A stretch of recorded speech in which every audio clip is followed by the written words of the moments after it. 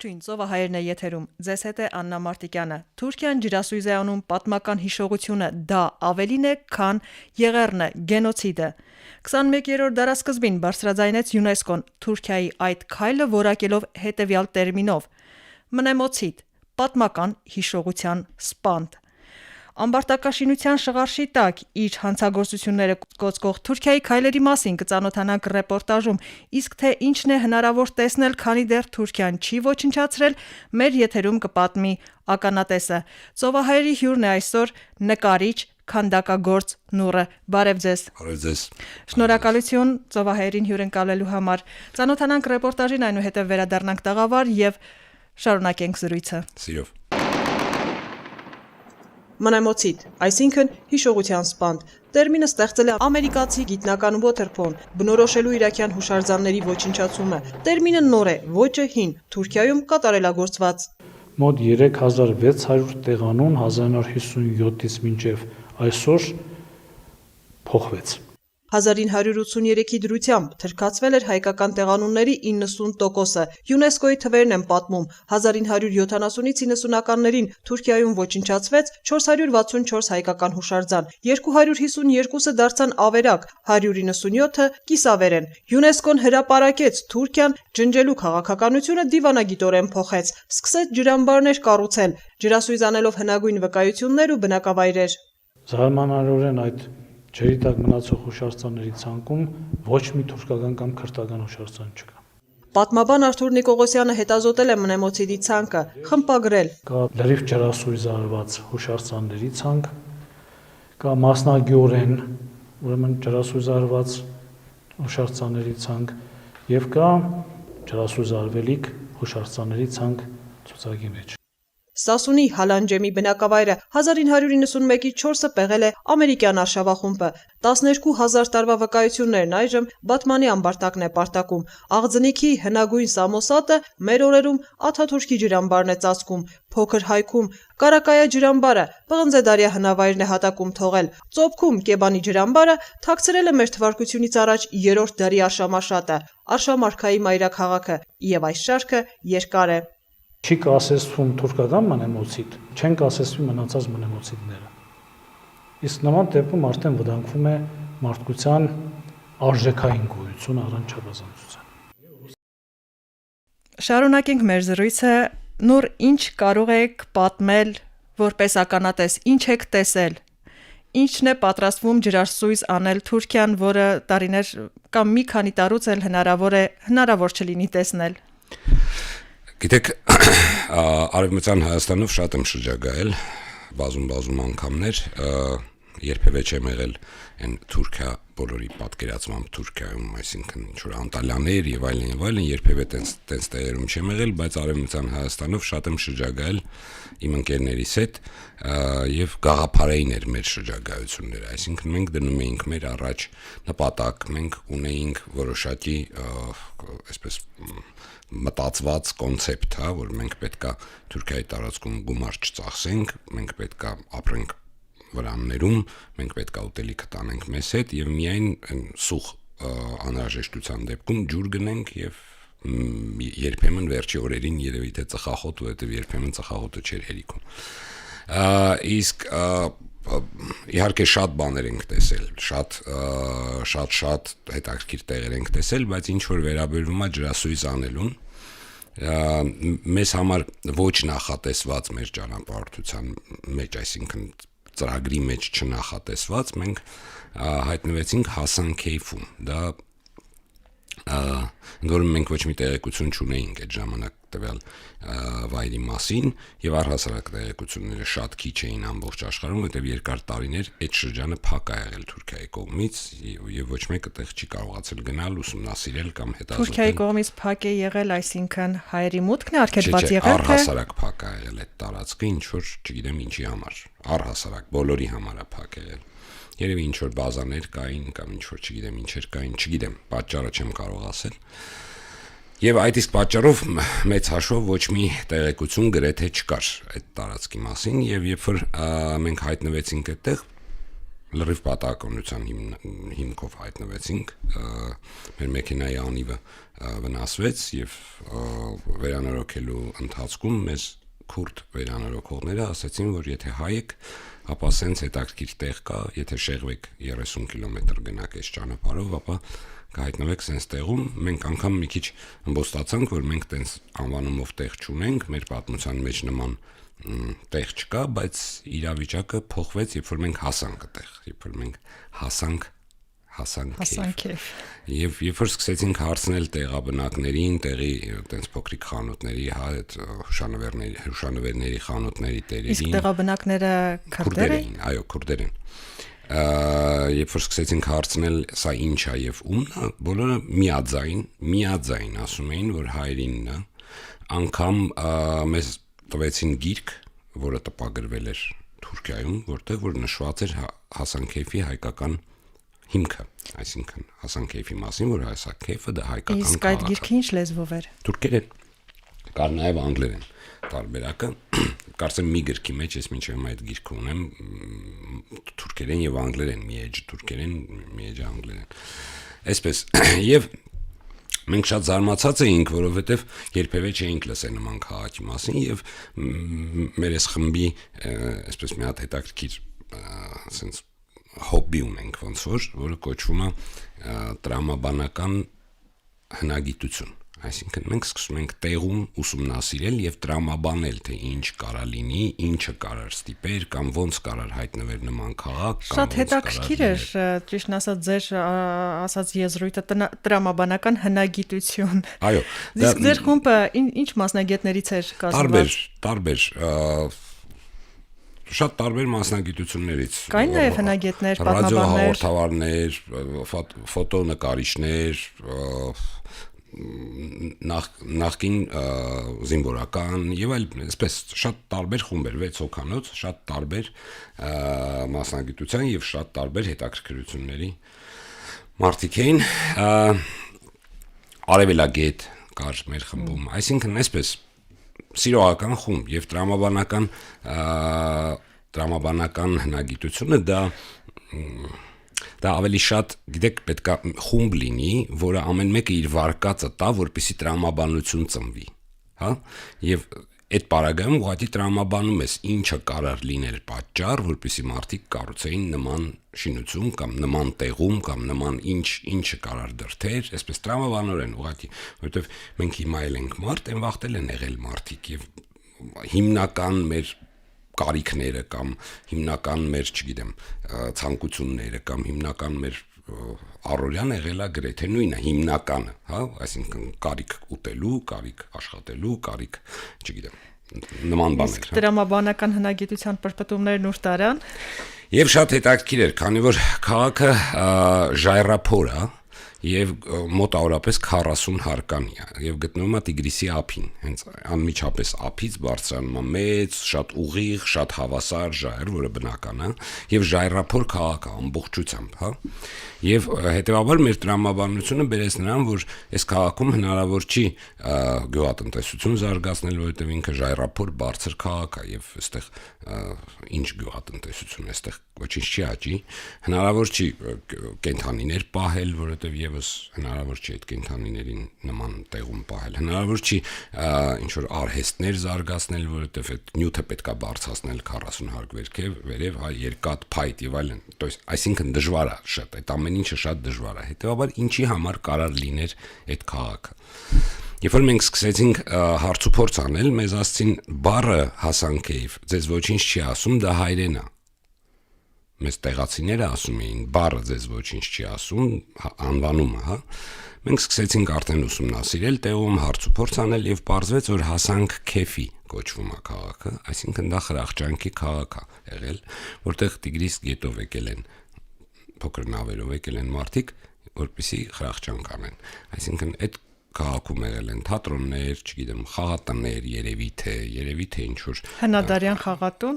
Միգուցե ինչ որ խաղեր եղել են այն ժամանակ էլ որոշակի խաղեր եղել են, ունեցել ենք, չէ՞։ Ամբողջ աշխարհում է եղել ինչ որ քարեր, չգիտեմ ինչեր, նմանատիպ խաղեր եղել են։ Ուտելիք, խմելիք, այսպես։ Եվ ամենահետաքրքիրը, որ երբ որ ամեն ինչ բացահայտվեց մեզ համար, հա, այսպես պարզ դարձավ, երբ որ մեզ ասեցին, որ քաղաքագլուխի պաշտոնի անունը, ոչ թե անունը մարդու, այլ պաշտոնի անունը միշտ եղել է Քեֆչի Հասան։ Այ որ ասում ենք, հո դու Քեֆչի Հասանը չես, երբ որ մի ուրախ մարդ ենք տեսնում, չէ՞, շատ քեֆ անող մարդուն ասում ենք Քեֆչի Հասան։ Այ որտեղից է դուրս եկել Քեֆչի Հասանը։ Այդ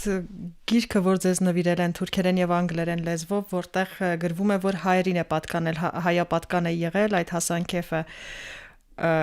կա այդտեղ հիշատակում, թե որ թվերին է եղել։ Չէ, շատ հիշատակումները, այսինքն մոտավորապես մեր թվարկությունից երևի թե 4-րդ, 5-րդ դարից է սկիզբը առնում, բայց մենք այնտեղ հասկացանք, որ շատ ավելի վաղ պատմություն ունի տվյալ սկիզբը այս ամեն ինչի, որովհետև ներքևի ժայռափոր տարածքների ներքևի հարկերը, որոնք հենց գետի ափին էին, իրանք բնական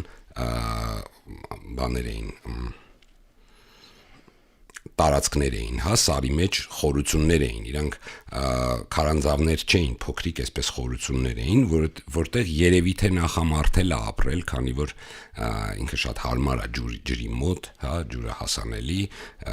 ամեն ինչը այսպես հարմար է ավելի ապրելու համար նման տեղում։ Եվ կներեք եւս մեկ անգամ միջամտեմ ու եւս մեկ հարց տամ։ Այդ գիրքը, որ ձեզ նվիրել են նորից, որ մեր թվարկությունից առաջ 4-ից 5-րդ դարերում հայեր են ապրել, դա թուրքերի գրած, թե քրդերի գրած էր։ Գիրքը տպագրված էր Ստամբուլում, այսինքն թուրքական Ստամբուլում, հա, մենք այնտեղից վերցեցինք այդ գիրքը եւ ես եթե հիմա փորձեմ պետքա գրադարանումս գտնեմ այդ գիրքը, որովհետեւ շատ վաղուց Ինչի համար եմ փորձում անընդհատ շեշտել, որովհետև իրենք թուրքերը երբ Գյոբեկլի թեփեյում կամ հայկական Պորտասարում էին պեղումներ անում, Հենրի Շոլցը այդ ժամանակ փորձում էին եւ հայտարարեցին մի պահ, որ գտնվել է արմենոիդ գենը, հա, պեղումների ժամանակ, հետո այդ ինֆորմացիան էլ չկար։ Եվ բոլոր ինֆորմացիաները, բոլոր տեղեկատվությունները հսկողությամբ էին դուրս գալիս ջրի երես։ Տեսեք, մենք այնտեղ եղել ենք 2009-2010 թվականներին մոտավորապես, հետեւաբար այն ժամանակ մի քիչ ավելի Թուրքիան գնում էր դեպի դեմոկրատիա, ավելի մի քիչ բաց էր, հենց այդ ժամանակներում Ձեր բախտը բերել է։ Սուրբ խաչը վերականգնվեց, հիշում եք, հենց այդ ժամանակ Վանա լճի Սուրբ խաչը վերականգնվեց, հենց այդ ժամանակ ինչ որ որոշակի դեպի Եվրոպա գնացող ինչ որ քայլեր էին անում, որով իրանք փորձում էին իրանց տոլերանտությունը ցույց տալ, հա, ինչ որ այսպեսի ինչ որ բաներ էին անում ձևական, երևի թե այդ իսկ պատճառով էլ երևի թե ինչ որ գրքեր էին գրվել։ Հիմա իհարկե նկարագիրը լրիվ ուրիշ է, հիմա այսպես տրամադրությունը լրիվ ուրիշ է այդ երկրի եւ ցավոք սրտի իհարկե, քանի որ ցանկացած դեգրադացիա եւ ռեգրես դա միայն վնաս է թե ազգին։ Ինչի համար ինձ հետաքրքրեց եւ ընդհատեցի զրույցը հենց գրքի պահով, որովհետեւ եթե հիշում եք 2017 թվականին թուրք սուզորդները տեսանյութ տարածեցին եւ տեղեկություն, որ Վանա լճի հատակին գտել են Ուրարտական շրջանի ամրոց։ Ուրարտական շրջանի ամրոցի պատեր եւ հետո ասացին, որ գտել են սելջուկյան արձանագրեր։ Մի 2009 թվականին լույս տեսավ նկարազարդ գիրք Թասին Սեյլանի թուրք սուզորդ, ստորջրյա հետազոտող Թասին Սեյլանի կողմից, որտեղ ներկայացվում էր Վանա լճում ջրասույզ հուշարձանները, այդ նույն բերդի պատերը եւ նաեւ ջրասույզ տարբեր քանդակներ, որոնք սելջուկյան էին, գրեր եւ այլն։ Այնտեղ ընդամենը մեկ տողով էր նշվում, որ այս տարածքում ապրել են հայեր, թուրքեր, սելջուկներ, հույներ, այսինքն ընդամենը այդ մեկ նախադասության մեջ մեկ անգամ նշվում էր։ Այնինչ այդ բերդը, որ գտել են ջրի տակ, դա Արցկեի բերդներ, Արցկեի ծովային բերդներ։ Այդ նույն շրջանում լույս է տեսնում նաև Սամվել Կարապետյանի նույն ընթացքում Թուրքիայում լույս է տեսնում այդ գիրքը, որտեղ մենակ նկարներն են ու ասվում է, որ Սելջուկյան է, եւ նույն թվականի նույն ընթացքում լույս է տեսնում Սամվել Կարապետյանի գիրքը Արցկեի մասին, որը պատմում է որպես հայոց մեծ հայքի սիրտը Արցկեն իր բերդերով ու ծովային բերդով ու չկար էլ ոչ մի վկայություն։ Բոլորս շատ լավ գիտենք, թե ինչպես է այդ ազգը եւ հիմի որ դուք ասեցիք կա հայ, որ հայապատկան է, դրա համար ինձ զարմացրեց։ Ազգերը ոնց են խեղացուրում պատմությունը եւ ոնց են այսպես ուղղակի ասեմ ավելին, օրինակ իմ պատմաբան ընկերները, որոնք շատ մտերիմ պատմագետ ընկերներ ունեմ, որոնք որ միջազգային որակի, որոնք հայ չեն դրսի, ասում են, որ ադրբեջանցի կամ թուրք պատմաբան դա արդեն բան է, այսպես ուղղակի ճակերտներում գրվող բարակապակցություն է, երբ որ մեկը մի քիչ սկսում է ստել, ասում են դու հոմ թուրք պատմաբան չես կամ դու հոմ ադրբեջանցի պատմաբան չես, դա արդեն ուղղակի անվանում է, ոչ թե մասնագիտություն, այսինքն վատ իմաստով անվանում։ Տենց շատ պատմություններ կարող եմ պատմել, ուղղակի այսօր քանի որ ջրի հետ կապված ջրասույս հաղորդումա, դրա համար պատմում եմ հենց Հասան Քեյֆի մասին։ Քանի որ այդ ժամանակ հենց եւս տեղի քուրդերի հետ զրուցելուց պարզեցինք, որ այստեղ ուզում են կառուցել ջրամբար եւ թողնել այս ամեն ինչը ջրի տակ։ Շատ իհարկե զայրույթ առաջացրեց դա, քանի որ հուշարձանը ֆանտաստիկ հուշարձան էր, շատ մեծ հուշարձան էր եւ ցանկացած պատմաբանի համար կամ պատմություն սիրողի համար դա մեծ գտածու է, որտեղ ինքը կարող է ուսումնասիրել շատ ժամանակաշրջաններ, շատ մշակութային զարգացումներ, թե ոնց է տեղի ունենում, այսպես դինամիկան նկատի եւ այլն, բայց հենց այդ ժամանակ ՅՈՒՆԵՍԿՕ-ն դրեց պահպանության տակ տվյալ հուշարձանը եւ այդ շինարարությունը կանգ առավ, այսինքն այսպես ժամանակավոր, հիմա ինչպես հասկանում ենք ժամանակավոր, քանի որ հիմա նորից վերսկսել է եւ հիմա արդեն ՅՈՒՆԵՍԿՕ-ի ասասներին այսպես բանի տեղ չդնելով շարունակում են կառուցել այդ ջրամբարը ցավոք սրտի երևի թե ժամանակին, եթե ոչ մի բան չփոխվի եւ ոչ մեկ չկարողանա կանգնացնել այդ ընթացքը, այլևս այդ հուշարձանը չեն կարող տեսնել, շատ ցավում եմ դրա։ Միջազգային կառույցները, մարդասիրական, իրավապաշտպան, մշակութային բոլոր իրենց ազդեցությունը արդեն կորցրել են Թուրքիայի հանդեպ։ Դե ոչ միայն եւ դիվանագիտական եւ ցանկացած առումով ինքը անկառավարելի է դարձել, այդ երկիրը անկառավարելի է դարձել։ Դարձել է անկառավարելի եւ գուցե մենք չկարողանանք տեսնել այդ հրաշք հուշարձանը, ինչը դուք տեսել եք։ Հետևաբար մենք ուզում ենք դա պատկերացնել ձեր աչքերով, ձեր պատմածով վերարտադրենք։ Տեսեք, ներսի շատ հետաքրքիր բաներ կար այնտեղ, ինչ որ մենք էլի տրամաբանական հնագիտությամբ մեր համար սկսեցինք հասկանալ, հետո պարզվեց, որ այդ ամեն ինչը իրական է, քանի որ հետո երբ որ սկսեցինք որոնել ինֆորմացիա գտնել այդ ամեն ինչի մասին, եւ հետո սկսեցին արդեն պատմաբանները տարբեր ազգերի գրել տվյալ հուշարձանի մասին, քանի որ հուշարձանը բացվեց այցելուների եւ ուսումնասիրության համար, հասկացանք, որ մեր տրամաբանությունը ամբողջովին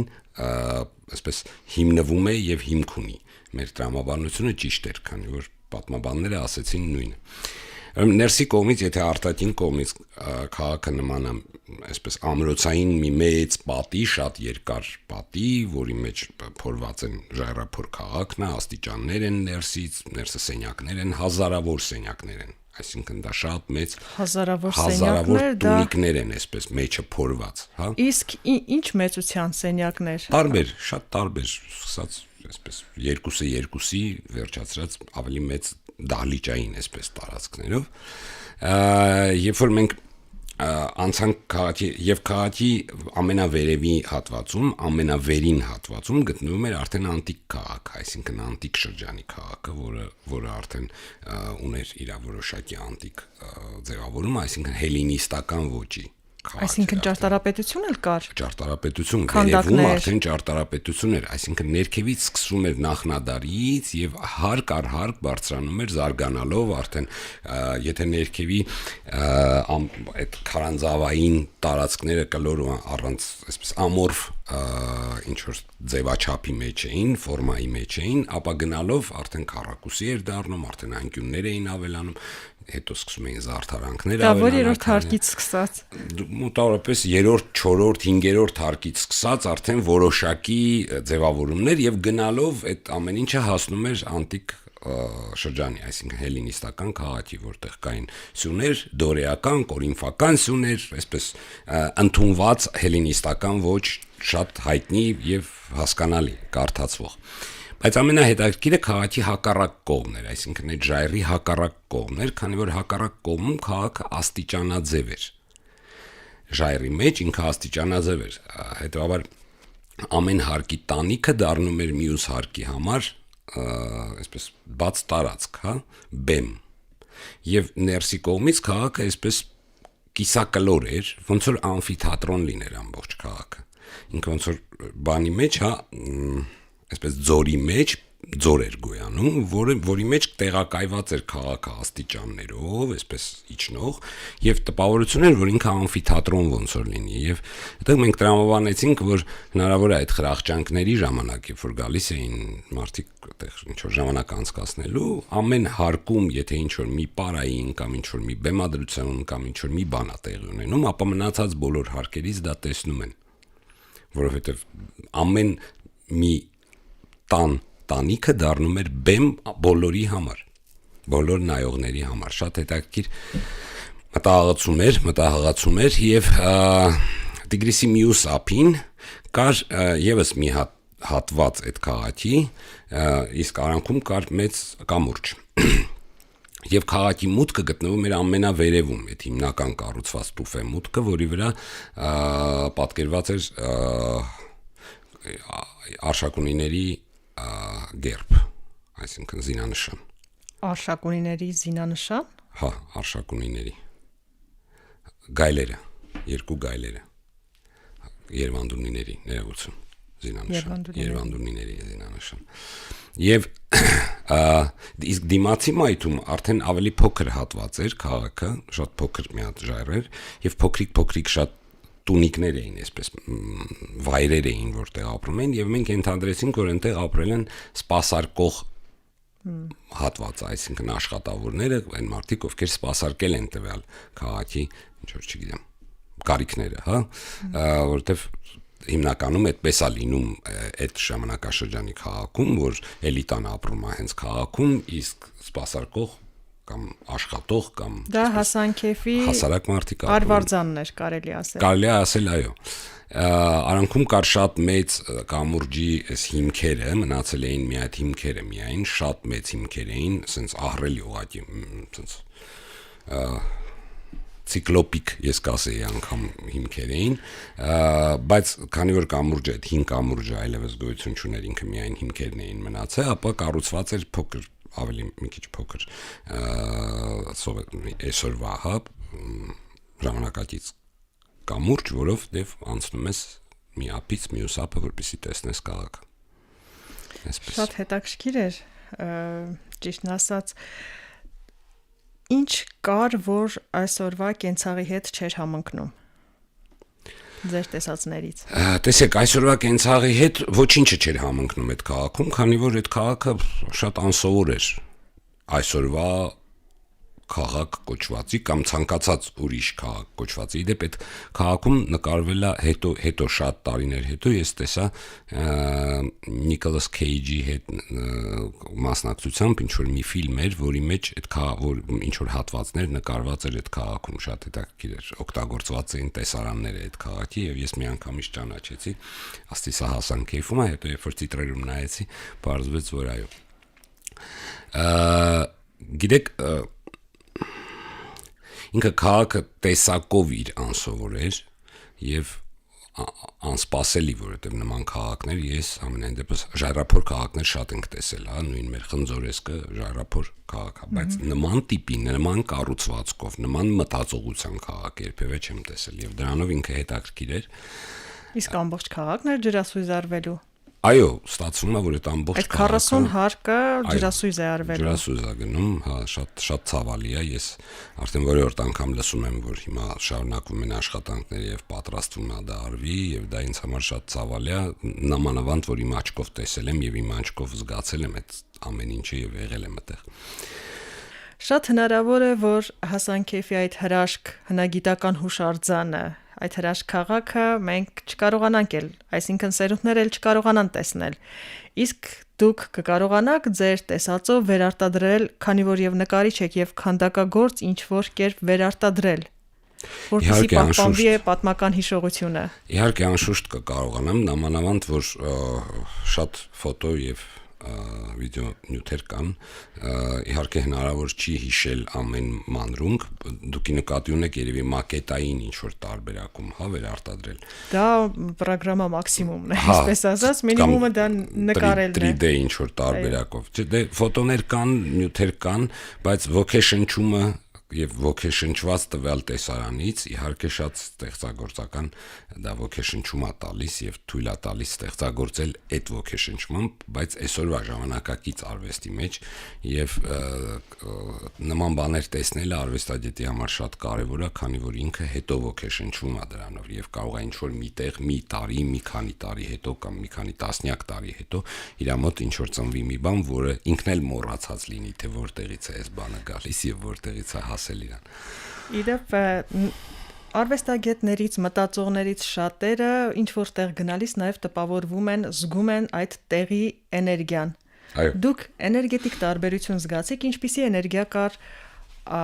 Հասանքեֆում։ Եթե կարելի է բացատրել։ Չեմ կարող ասել, որ ինձ համար հաճելի էներգիա կար, բայց չեմ էլ կարող ասել, որ տհաճ։ Քանի որ այնքան հետաքրքրված էի եւ այնքան sense ոգևորված էի, որ գիտեք, օրինակ, մինչև Հասանքեյֆ հասնելը մենք Արսամեայում էինք։ Դրանից առաջ Նեմրութի վրա էինք։ Այնտեղի զգացմունքները, զգայարաններս ուրիշ ձև էին այնտեղ աշխատում։ Հասանքեյֆում մի տեսակ դիսկոմֆորտ կար, չգիտեմ ինչի հետ էր դա կապված, ընդհանուր դիսկոմֆորտ կար, որը ինձ մի քիչ նեղում էր եւ ես այդքան էլ ինձ լավ չէի զգում տվյալ տարածքում, միգուցե հոգնած էի արդեն, նա էլ կարող է լինել։ Բայց ինքը հետաքրքիր էր ամեն պարագայում, անգամ եթե հաճելի չէր ինձ, ապա ինքը միևնույնն է այնքան հետաքրքիր էր, որ ստիպեց ամբողջ այդ քաղաքը բոլոր մանրունքներով քայլել եւ ուսումնասիրել եւ զգալ։ Ինչքան ժամանակ կպահանջվեր, եթե Հասանքեյֆը փորձես սենյակ առ սենյակ ուսումնասիրել։ Մենք այնտեղ անցկացրեցինք 1 ամբողջ օր, այսինքն շատ վաղ առավոտից մինչև գիշեր։ Մենք գիշերը այնտեղից դուրս եկանք, Տիգրիսում էլ լողացանք, հետո փոշմանեցինք, որ լողացանք, քանի որ Տիգրիսի ջուրը շատ վատ հոտ ունի, այսպես տհաճ հոտ ունի եւ հետո տենց էլի դիսկոմֆորտ կար, քանի որ հյուրանոցներ չենք գնում, հետեւաբար այդ կոմֆորտից զրկված ենք եւ ստիպված անում էինք շատ հետաքրքիր բաներ, գնում էինք մեքենա լվալու տեղերը, որտեղ մետաղադրամը գցում ես եւ կարող ես ինքնուրույն լվանաս մեքենան եւ այդ քարչերով ինքներս իրար լողացնում էինք այդպես մաքրվում էինք այդ վիճակից։ Մի խոսքով շատ հետաքրքիր ճանապարհորդություն էր, եղանք եւ Եփրատում հայտնվեցինք, այսինքն ջրային պատմություններից Եփրատ, Տիգրիս, հետո Վանալիճ։ Բայց ամեն դեպքում շատ ափսոսում եմ, եթե այդ քաղաքը եւ այդ պատմական հուշարձանը, որը շատ մեծ է, շատ ահռելի պատմական հուշարձանը, որը ուղղակի այսպես մոնումենտալ պատմական հուշարձանը ամբողջ աշխարհի համար, վերանա եւ անցնի ջրի տակը, շատ ափսոսում եմ։ Դուք կլինեք վերջին տեսնողները։ Հուսամ ինձնից հետո էլի մարդիկ տեսել են, որտեղ 2009-ին կամ 10-ին եմ ես եղել այնտեղ։ Հիմա ցավոք սրտի մեծ խնդիր է արդեն։ Մեծ խնդիր է տեսնել մեր պատմական վայրերը, ուսումնասիրել։ Գիտեք, անդադ կարճել հինից եւ փորձել հինը գնալ տեսնել, շատ լավ բան է դա, բայց եթե դա դառնում է անհնարին, ապա մնում է միայն կերտել նորը։ Մենք ստեղծարար ազգ ենք, մենք ստեղծող ազգ ենք, մենք կարողանանք ստեղծել նորը։ Թող մտածեն են ազգերը, ովքեր զավթել են եւ նորը չեն ստեղծելու։ Թող ուրախանան դրանով միայն, ասма տարածիդ վրա մնաս։ Չգիտեմ, սա անեցքեր թե օրհնանք, բայց այս նոտայով էլ ավարտենք զրույցը։ Սիրելի ռադիո լսող եւ առցանց տիրույթում մեզ հետևորդներ, հիշեցնեմ, որ այսօր թեման ջրասույզ հուշարձաններն էին։ Հայկական ջրասույզ հուշարձանները, ինչը Թուրքիան համառորեն առանց ՅՈՒՆԵՍԿՕ-ի եւ աշխարհի գիտնականների կարծիքը հաշվի առնելու ջրասույզ է անում եւ ՅՈՒՆԵՍԿՕ-ն այն անվանել է մնեմոցիտ պատմական հիշողության սպանդ եզրույթով։ Հյուրընկալել ենք նկարիչ քանդակագործ Նուրին։